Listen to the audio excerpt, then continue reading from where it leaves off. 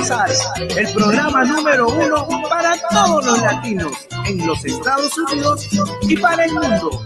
Entretenimiento, noticias, gastronomía y más.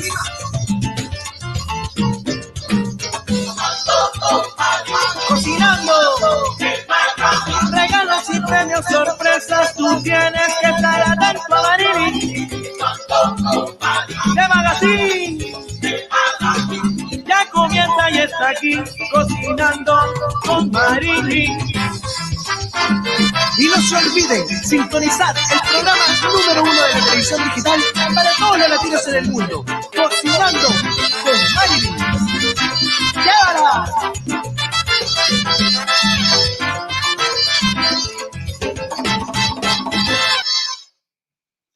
Una tarde bastante divertida porque también hay partes que llueve, otras hace sol, pero siempre con el programa dando la información necesaria para estar informados de lo que ocurre en el mundo entero, pero también otras cosas que tenemos que tener en cuenta es lo que ocurre también en nuestra salud mental. Y a veces cuando vemos noticias no pensamos que puede existir un síndrome de algo o alguna afectación sobre la consecuencia que estamos viendo en ese momento, tal vez de algún asesinato también, de quitarse la vida a miles de familias por algo que se encaprichan. Pero para eso tenemos una invitada siempre de lujo que nos acompaña todos los jueves para informarnos sobre la salud, pero esta vez la salud y la salud más que debemos de cuidar, doctora, la salud mental.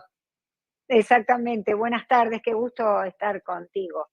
Sí, hoy tenemos este síndrome de Adele, ¿verdad? Cuando el amor se transforma en una obsesión. Y cuando hablamos de obsesión nos referimos lógicamente a una patología, algo enfermizo. El síndrome de Abel es una enfermedad mental que comienza con un enamoramiento romántico, pero de una persona determinada, pero que se transforma y es tan grave como las adicciones y también las adicciones sin sustancia, conductuales, ¿verdad? O tan grave como el alcoholismo. ¿Por qué se llama síndrome de Abel, este amor obsesivo por una persona?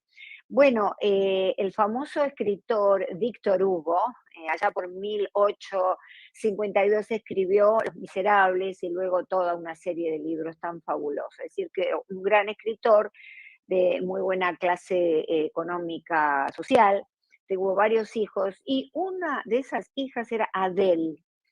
Adele, alrededor de los 26 años, desarrolla un amor, un enamoramiento romántico por un militar, Albert Pinson, militar británico.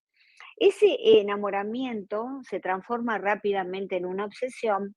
Él no le correspondía su amor porque era muy libertino, tenía varias aventuras amorosas, y ella se obsesiona cada vez más. Pareciera que cuanto más se aleja, ella más se obsesiona hasta que termina siguiéndolo por todas partes del mundo, pagando todas sus deudas y finalmente cae en una depresión muy profunda, es rescatada por la familia y el padre, Víctor Hugo, y la madre, que también se llamaba Adele, la internan en un psiquiátrico. Y ella padecía de una esquizofrenia que la llevó a esta conducta, ¿verdad?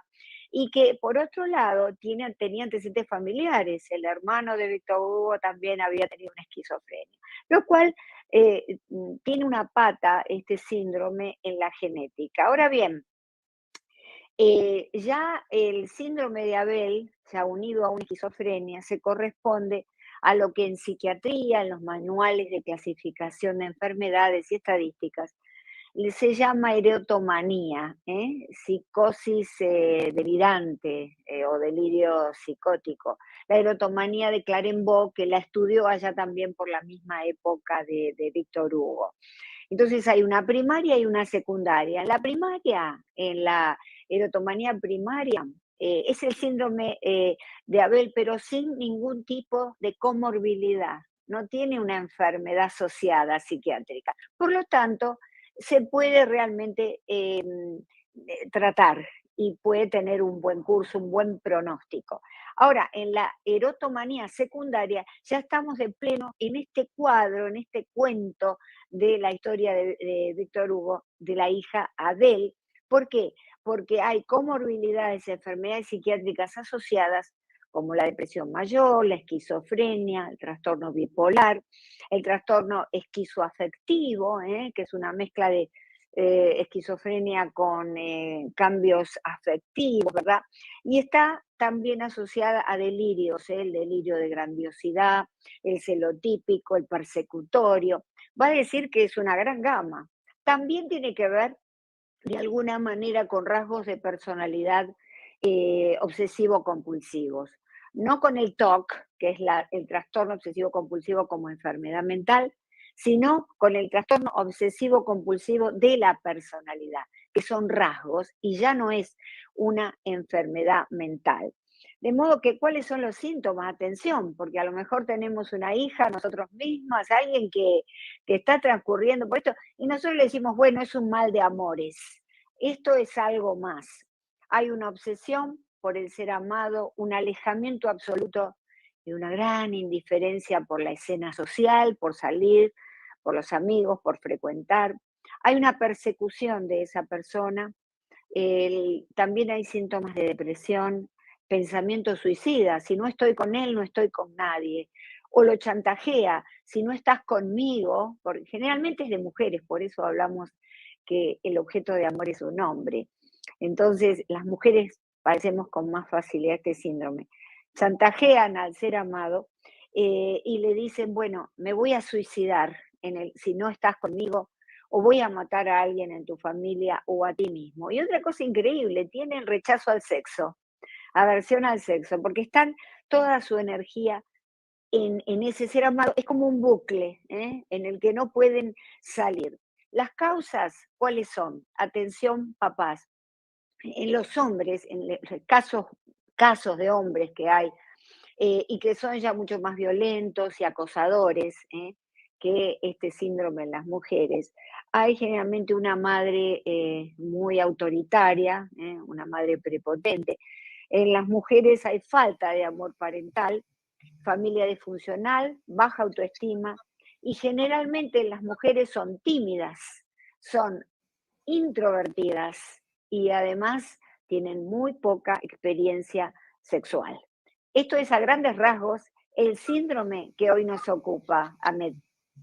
Doctora, quiere decir que esto también puede venir de cuando hay una negatividad en algo, pero la persona se encapricha y trata de lograr su objetivo o trata de imaginarse que el objetivo a tratarse va a ser la vía más fácil. Pero también existen etapas que tenga esta enfermedad en la vida. Existen algunas 2 etapas que se puedan dar cuenta las personas antes de comenzar, porque a veces creemos que tal vez puedan tener esto, pero son otras cosas que pueda tener la persona, el individuo de enfermedad mental y no principalmente este. ¿Cómo saber diferenciar esta enfermedad de Adele con otras que pueda tener?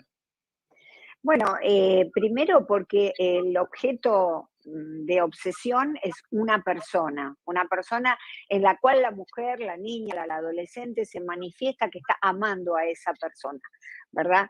Desarrollo de delirios. Uno habla con esta persona amada y la persona amada dice, yo no tengo nada que ver, yo no la quiero, no estoy interesado en ella. Y sin embargo, la persona, la mujer, dice, sí, en efecto, no solo me quiere, sino que nos vamos a casar. Eso se llama un delirio. ¿Qué es un delirio? Es toda una historia, un guión que nosotros escribimos en nuestra mente y nos creemos, porque forma parte es una enfermedad mental. Entonces, no es que la persona está fingiendo, no es que la persona cree que en algún punto este hombre la va a amar. En efecto, está convencida que este hombre la ama. Es decir, hay una gran diferencia. Y luego hay un aislamiento, hay síntomas depresivos. Uno nota que no está bien, que no puede desarrollar su estudio, su trabajo adecuadamente.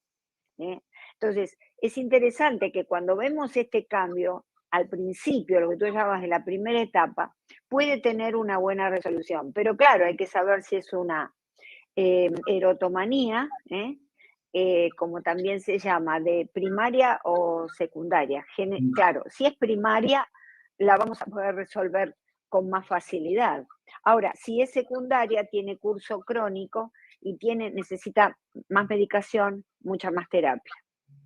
Doctora, hablemos de algo. ¿Se puede decir o se puede imaginar todos estos últimos acontecimientos de asesinatos que han existido tanto en mercados y en las escuelas, que este tipo de personas que estén cometiendo esos actos también puedan padecer o se puedan analizar si pueden sufrir sobre este síndrome de Adele? Porque a veces vemos también y vimos ahora como la madre del último que hizo la masacre de los niños dijo, él tenía sus razones, pero a veces vemos que ¿qué puede llevar esas razones? ¿Puede tener este síntoma que No. ve también con estas decisiones? No, esto es un síndrome, un conjunto en psicología un síndrome es un conjunto de síntomas. En medicina es un conjunto de síntomas y signos. ¿eh? La fiebre es un signo porque se puede tomar con un termómetro. En psicología tiene una serie de síntomas que están referidos a la persecución, al acoso, a la obsesión con una persona. Generalmente no se llega al asesinato de esa persona. Hay una obsesión. Lo que sucede es que es muy perjudicial porque puede destruir la vida de la persona y puede destruir la vida de quien tiene este sentimiento y de la propia familia. Doctora, hay personas, igual que hay familias que no creen y no ven necesario ingresar en un psiquiátrico a esta persona que pueda padecer este síntoma. ¿Cómo puede ayudarse sin llegar a un encerramiento clínico a la persona? Hace poco vi una serie que era Las Chicas del Cable, donde ella ingresaba en un psiquiátrico, pero no fue la solución de su caso. ¿Cómo saber el momento que sí y no deberían de ingresar en una institución? Eso va a depender y lo va a determinar el médico psiquiatra, porque esto lo atiende un médico psiquiatra, lo puede detectar un psicólogo, pero el médico psiquiatra lo trata porque necesitan medicación. Si es una erotomanía primaria, sin asociación a enfermedad psiquiátrica, se puede tratar externamente sin ningún tipo de internación. Si es una erotomanía secundaria, en donde la persona tiene bipolaridad o esquizofrenia o depresión mayor y hay peligro de su propia vida, ya estamos hablando de un nivel superior, el psiquiatra sabrá y evaluará si necesita el tratamiento y la psicoterapia o si necesita, además de la psicoterapia y el tratamiento farmacológico, una internación. Esto está en manos porque hay que determinar y hacer el diagnóstico diferencial. El diagnóstico diferencial es muy importante. Si es diagnosticado, doctora, como una primera fase, ¿puede ocurrir de repente que pueda agravarse esta situación o simplemente se mantiene en la fase que el médico determine que está? Que si puede cambiarse de ser una cosa tratable a algo un poco más agresivo o se mantiene igual siempre. Bueno, claro, si no se trata cuando pasamos a la segunda etapa, en donde ya se han enquistado algunas conductas y síntomas, entonces ahí es mucho más difícil, pero se puede tratar. En una tercera etapa es casi intratable, pero por eso cuando encontramos que tenemos una hija, una hermana, una madre, quien fuere, que está obsesionada, generalmente son jóvenes, ¿verdad? O alguien que, por ejemplo, padece ya una esquizofrenia. Tenemos un familiar esquizofrénico en la familia o bipolar, y un día viene y nos dice que tal persona se va a casar con ella, que está enamorada, y entonces comienza con todo este delirio. Atención, vamos a llevarla a la consulta, vamos al médico que la está atendiendo, psiquiatra, a decirle, hoy apareció algo nuevo, me está diciendo que hay una persona que está enamorada de ella y se van a casar. Entonces, todo eso hay que estudiarlo, ¿verdad? ¿Desde qué edad, doctora, puede comenzar este síntoma a verse en alguna persona? Generalmente va a depender si convive de nuevo con esquizofrenia, bipolaridad, con una depresión, con un trastorno esquizoafectivo, va a depender, pero generalmente puede concurrir después de los 20 años. A partir de los 20 años. Y a partir Puede, de los sí. y a partir de los 20 sería recomendable, o si alguna persona ve un síntoma que se va adelantando, puede empezar a ver los especialistas indicados para esto. Claro, si se desarrolla una esquizofrenia, por ejemplo, o una bipolaridad, cualquier enfermedad de estas psiquiátricas que son importantes, son graves trastornos mentales, puede ir en un punto asociado con una erotomanía, así que tengamos cuidado, ¿eh? O con el síndrome de Abel, que sería la erotomanía secundaria. Sí, todo cambio en la persona que amamos, tiene que llamarnos la atención. Si una hija nuestra está en la universidad, estudia, rinde bien y de pronto deja de estudiar, se pasa todo el día tratando de encontrar material, porque hay mucho de fetichismo, esto, material sobre la persona amada, y hace colecciones. A veces sucede que no son personas conocidas del núcleo de ella, a veces son actores, artistas, jugadores, entonces, y se vuelven muy agresivos porque están tan enamorados y posesivos de la figura de esa persona, tan convencidos, que no permiten y se ponen agresivos que nadie les diga lo contrario. Entonces, tenemos que tener mucho cuidado con esto. Doctora, ¿estaría también esto vinculado al de comunidad regular normal y las redes sociales también intervenir y empezar lo que es el tema de persecución de una u otra hacia los demás? ¿Puede también las redes sociales tener algo que ver con el tema que pueda provocarse esta enfermedad?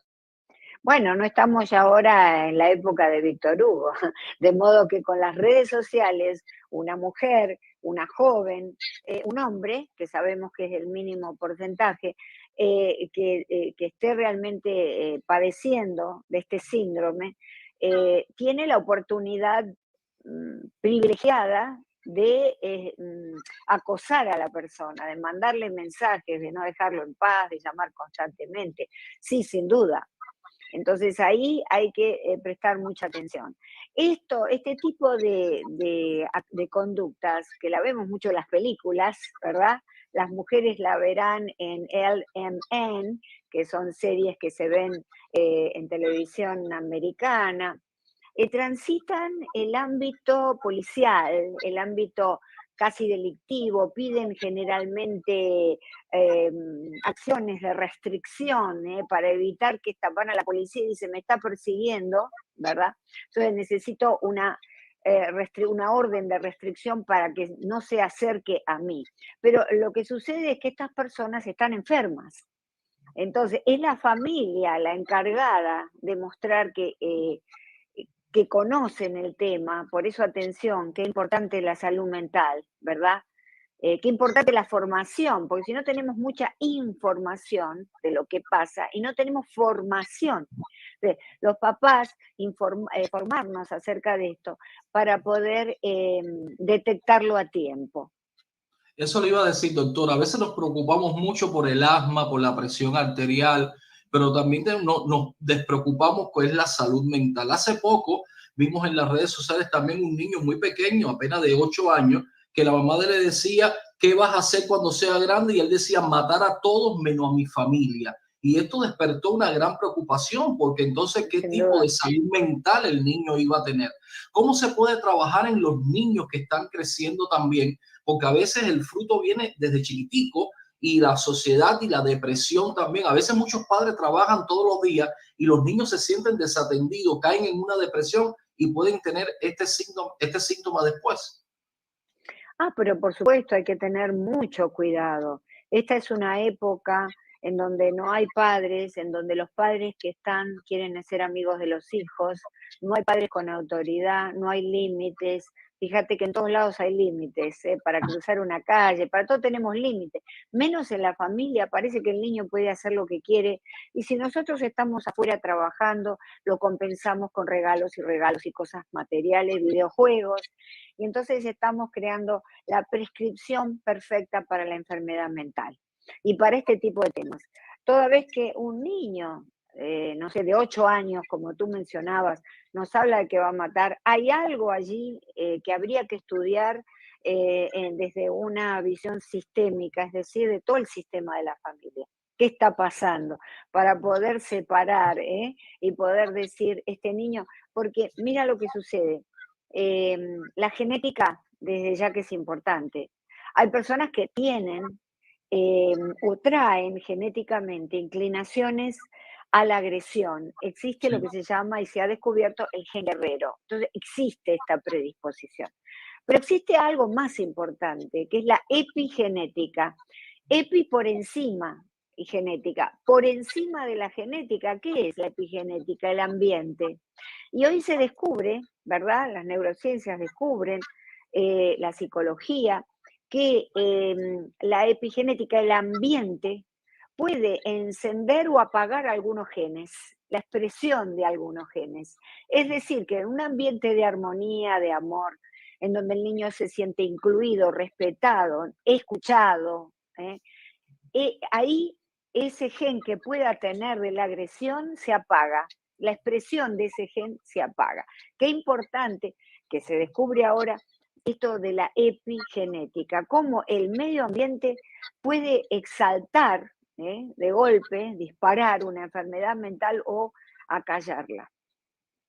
Doctora, vale señalar también, a veces las enfermedades y cuando las diagnostican o la descubren, dicen que le puede dar a tanto a las partes de las personas de raza blanca, negras o mestiza, pero esta enfermedad está diagnosticada o se puede decir, aparte que sabemos que le da más a las mujeres que a los hombres, la raza tiene que ver también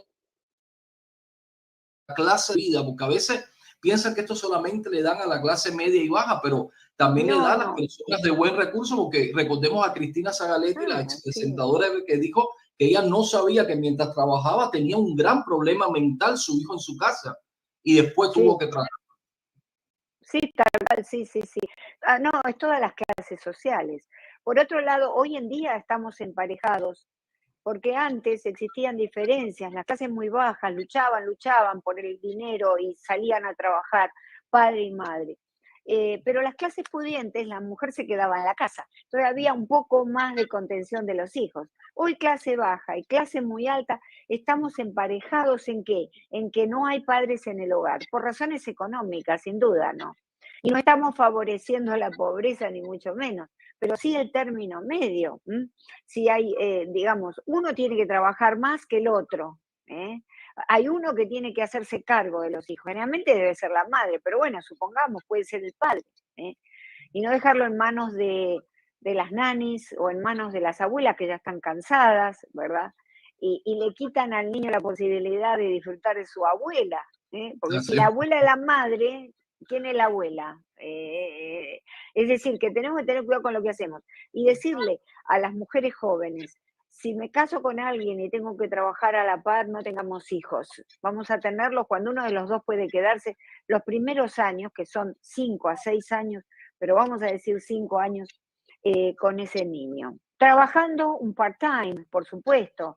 Hoy en día tenemos internet. Sí, no se trata de ser la mujer sacrificada de hace un siglo. Se trata de el equilibrio. Ahorita hablábamos, doctora, y es muy importante porque a veces muchos padres dicen, no, yo soy amigo de mi hijo. Yo creo que a veces se confunde el concepto porque si un padre se vincula mucho como amigo de un hijo y se olvida que sus papeles de padre, puede existir que no vea lo que realmente está viendo también la sociedad o un médico que es sobre este mismo síntoma. ¿Cómo puede el Claro, padre saber diferenciar y saber el papel que realmente tiene que jugar en la vida de un hijo para saber si presentaría algún problema o algún síntoma como es el de la D? vivimos una época en que los niños son sexualizados tempranamente, transformados en adultos tempranamente, y los adultos nos transformamos en adolescentes, en niños. Entonces, ahí hay un desencuentro. Por eso vemos padres que se calzan sus jeans rotos con el niño y salen ahí. Y claro, no podemos ver porque nosotros como padres no estamos en contacto con la parentalidad, con la conducta de los padres, sino con la conducta de un adolescente y no podemos detectarlo, ¿verdad? Entonces, el consejo es que debemos ser padres de nuestros hijos, no amigos. Amigos tienen la escuela, amigos tienen la universidad. Entonces, no vamos a creer que porque somos amigos nos van a contar todo. No. Y si nos llegan a contar todo, va a haber algo que no lo van a contar. Nosotros creemos que sí, pero forma parte de la intimidad, por otro lado, de un chico grande, ¿no? Un chico de 20 años, por ejemplo. ¿Cómo puede la sociedad también, doctora? Porque hemos hablado que también este síndrome puede venir de lo que es la familia a veces, de antepasados de esquizofrenia o algún trastorno y puede seguir elevando. Pero puede la sociedad también provocar esto en un individuo, provocar que el síndrome de Adele esté, porque a veces también hay personas que se obsesionan con un amigo y no tiene que ser realmente tal vez una pareja.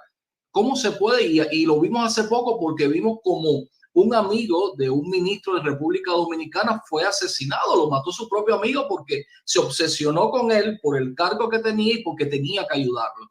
¿Cómo uno puede también trabajar sobre este tema? La sociedad puede trabajar desde muchos ángulos, pero no lo hace, porque las sociedades actuales acá en los Estados Unidos favorecen programas en donde se habla de estas cosas de manera extensa, hay muy pocos. ¿Por qué? Porque lo que se favorece son los reality shows, hablar del sexo, de las posiciones mejores para la relación con la pareja. Entonces, todo eso da muchísimo audiencia. Y es un mundo muy materializado, por lo tanto, como es tan materializado, buscamos aquello que da más dinero. La sociedad puede ayudar desde crear programas en las universidades de ayuda a la comunidad, programas en la televisión pública. Acá tenemos televisión pública. Yo tuve por muchos años un programa de televisión pública en WLRN, en el área de español. Eh, Todo esto hay que ayudar en las escuelas, a hacer reuniones con los padres, trayendo especialistas una vez al mes, servir un café con unas masitas, tiene que haber presupuesto para eso, y que los padres vayan a escuchar charlas, charlas respecto de esto con profesionales que les hablen y les adviertan la manera en que tenemos que actuar con nuestros chicos para detectar la enfermedad mental, no solamente el síndrome de Abel, sino toda una clase de síntomas que pueden darnos un chico que después salga a la sociedad y cometa los actos tremendos que hemos visto. Doctora, a veces también vamos a poner el caso que una persona, una mujer se obsesiona y tiene este síndrome de Adele, pero entonces el novio o el esposo, la manera más fácil que cree que va a ayudar es poniéndole orden de restricción, como usted dijo, o cualquier otro tipo de cosa, pero no cómo saberlo ayudar psicológicamente para lograr que ambas partes no se vean perjudicadas, porque a veces vemos que sí existe esta parte oficialista de las órdenes de restricción, pero después vemos como que se lo matan porque vimos ese asesinato por amor. ¿Cómo puede la persona perjudicada trabajar para que las dos partes se sientan bien y llegar tal vez a un acuerdo final feliz?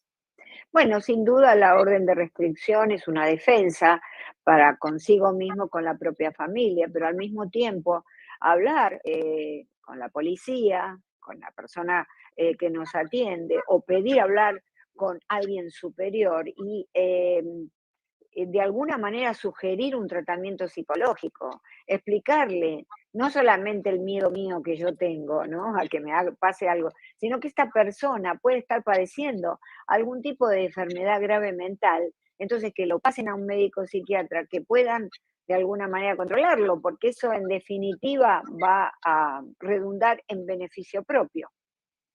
Cuando existe, y vamos a suponer el caso más crítico que llegó ese momento, y hemos visto en las noticias cómo esa persona pudo haber asesinado a su pareja y también involucra a sus hijos, porque a veces decimos, pero ¿cómo pudo matar a sus propios hijos y matar a su mujer también? ¿Cómo quedaría el grado de culpabilidad frente a la sociedad, pero también en un tratamiento clínico? Porque me imagino que también los psiquiatras cuando trabajar con este tipo de personas y al final, doctora, no pueden lograrlo y terminan de esta manera. Pasa que hay que ver de qué problema. No, desconozco el caso que tú mencionas, cuáles fueron las causas alegadas. Bueno, en realidad ahí solamente existe algún tipo de desadaptación a la sociedad por enfermedad mental, sin duda, ¿verdad? Eh, Aunque el asesinato del hijo, es decir, el filicidio, es algo que baña toda la historia de la humanidad, ¿no? Particularmente el filicidio por venganza, es decir, mato a tus hijos para vengarme de ti. O si no, te mato a ti y mato a los hijos. Es decir, que Hay mucho que hablar al respecto, pero es importante hacer rápidamente la atención de la persona. ¿Acaso cuando tenemos un accidente y alguien está enfermo, nos llamamos al 911? Cuando en la casa hay algo raro en esta persona que amamos, hay algo que no va, que es distinto, que está cambiando. ¿Por qué no la llevamos al MED? ¿Por qué ponemos excusas? Porque todavía existe el tabú absurdo de que mi hijo no está loco, mi mujer no está loca. Pareciera que este tabú de la enfermedad mental no se supera. En este sentido estamos en la Edad Media. Es decir, ¿por qué si vamos, cuando tenemos cáncer, vamos a un médico, ¿verdad? A tratarlo, o diabetes, o lo que fuere? ¿Por qué no vamos a un psiquiatra cuando vemos que hay algo que está transitando la enfermedad mental? Doctora, que a veces esto, los especialistas, psicólogos y psiquiatras, es fácil trabajarlo en el sentido que a veces no lo tienen en su propia familia. Pero ¿qué pasa cuando le toca a un profesional trabajar tal vez con su propio hijo o con algún familiar directo? Porque yo lo vería como un poco más complicado, ¿no? A la hora de hacer el trabajo. Sí, es más complicado porque existe la negación. La negación no puede ser que yo, justo el profesional de la salud mental, me esté pasando esto, que tenga un hijo con un síndrome psiquiátrico, con una enfermedad psiquiátrica. Esa negación ocurre. Pero al mismo tiempo y a favor tenemos la formación y el conocimiento. Por lo tanto, debemos ir a la atención primaria. No lo puede atender el profesional en cuestión, ¿eh? El pariente, el padre, el tío, la madre, sino que tiene que remitirlo a su hijo, vamos a suponer, a otro profesional que pueda atenderlo.